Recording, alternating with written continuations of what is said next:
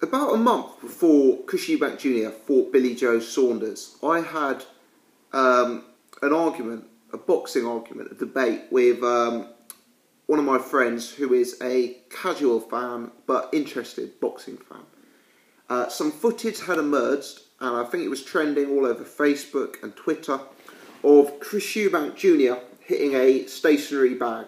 It was a bag that was attached to the wall, and my friend, who is what I would describe as a casual fan, sent it to me in a state of panic. He knew that I was picking Billy Joe Saunders and had broadcasted it on my channel that Billy Joe Saunders would win the fight. He sent it to me saying, "Look at Chris Eubank Jr., look at the power. How can anyone live with this? This is next level to anything I've seen before." Now, really long-time subscribers, people who've been following me from the earlier days, will remember that I actually did a video discussing this footage, because at the time it was a bit of a viral video. It was trending all over Facebook because of the noise and the power that Chris Eubank Jr. was generating against this bag. You know, he was against the wall. It was like mounted on the wall, and he was hitting it with constant hooks, and you know, the sound coming off it was like cracks of thunder. It was yeah, it looked like he was giving it an absolute pounding, and it looked like he was a very, very big puncher indeed against a stationary bag. I did a video at the time saying that I wasn't at all impressed.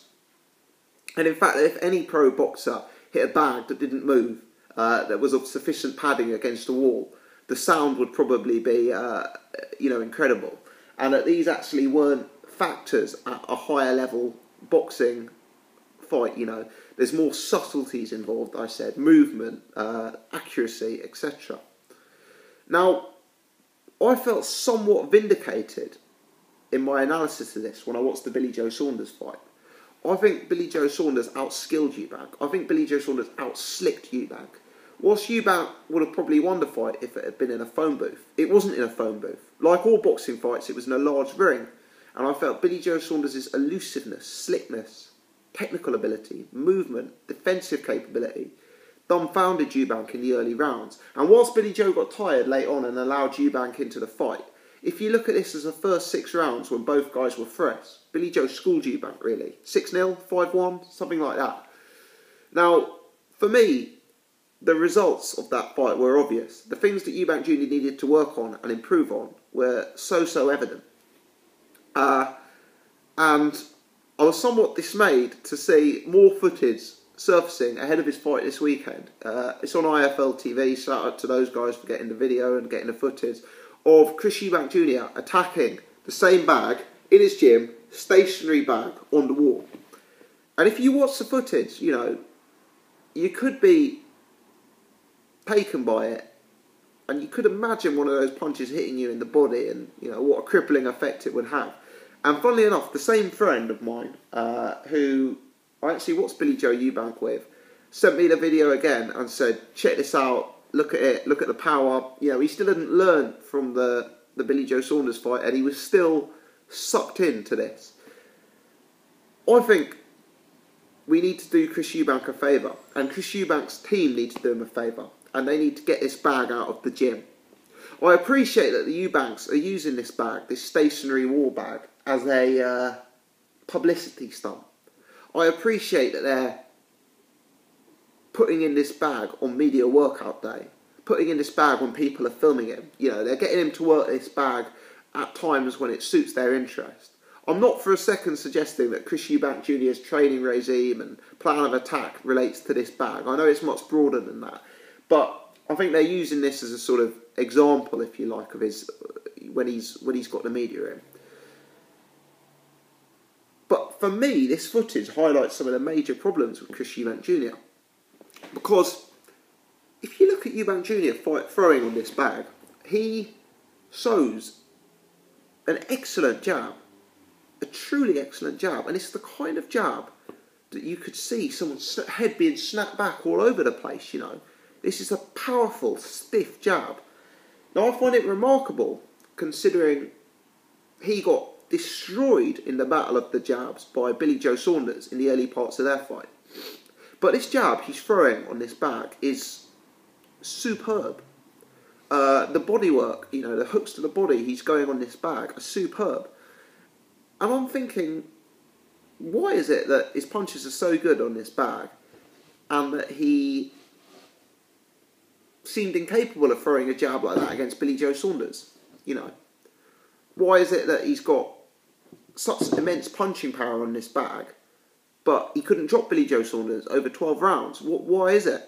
Why is it that he never dropped Dmitry Chudinov and the fight was stopped when Chudinov was still on his feet after 12 rounds? Yeah, why is it if his jab is that good and if his power's that good? And I think fundamentally, this bag, and I know I'm exaggerating here, but I'm serious here, this bag is representative of some major problems in the Eubank team and with Eubank's camp. Because for me, if you stand there in front of Eubank in a phone booth and allow him to hit you with that jab and allow him to pile into your body like he does in this bag, you are in trouble. You know, unless your name is Gennady Golovkin, or unless your name is, you know, David Lemieux or one of them top-level fighters, you're in big trouble. Because he's a strong guy and he hits hard and he comes for a fight on the inside. But the difficulty is, boxing doesn't go that way. Now, the reason Eubank Jr. could never land that jab on Billy Joe Saunders was because Billy Joe bends at the waist.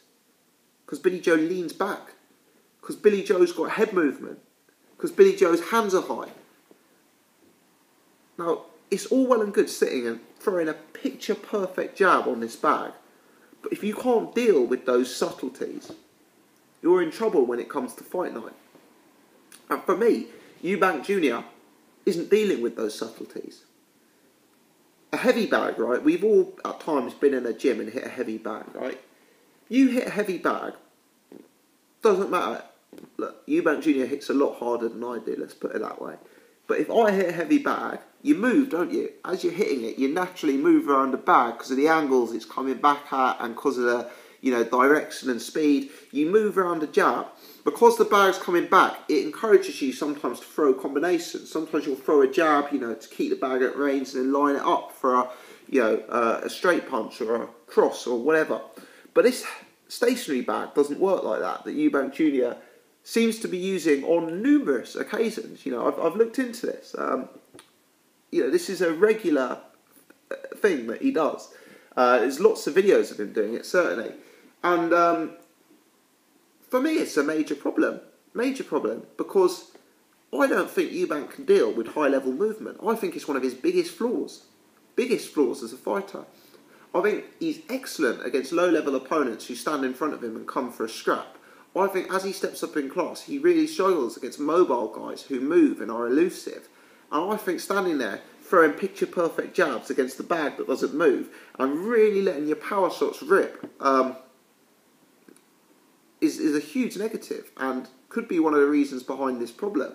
And I think the fact they continually show off by punching this bag shows that they haven't actually yet recognised the problem. Even if it was on a heavy bag, you might be moving around it. You also have to time the punches a bit more on a heavy bag, don't you? I mean, if you punch a bag and it kind of swings back and swings there, you know, you've got to sort of, you've got to be a bit more accurate. You've got to time the punch a bit more. You've got to set your punches up a bit more. You've got to move a bit more.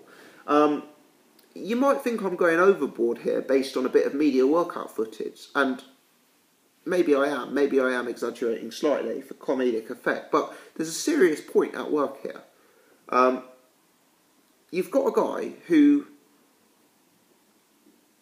is an excellent fighter if he stands in front of you and comes for a war. He's super strong, he's got decent inside game, he's, you know, a warrior. Great. But what he doesn't have is an accurate jab, an ability to block a jab, or an ability to deal with a slick, elusive mover, right? Now, for me, training on this bag and using this stationary wall bag as a way of showing how good you are and, you know, exhibiting your skills to the media, it's kind of highlighting the delusion of the Eubanks. You know, I'd have him working in very different ways. I wouldn't have him working on short hooks to the body, because we know he can do that. I'd have him working on blocking the jab. I'd have him working on accuracy, and those sort of things. You know, I think this bag needs to go. I really do. I think if we need to see Eubank improving, it's in the areas I've just mentioned. Let me know your thoughts on this. Am I the only one who's noticed this? Am I going a bit overboard? Or do you agree with me? if you have non-boxing friends sending you photos or videos of this guy hitting a stationary bag and, you know, making an amazing sound like he's just, I don't know, you know, been in a car crash, the power's so loud. I mean, does that impress you? Let me know your thoughts. Thanks for watching. I'll try and do another video on Eubank ahead of his fight this weekend. But let me know your thoughts on this. I'd be interested to discuss. Many thanks for watching.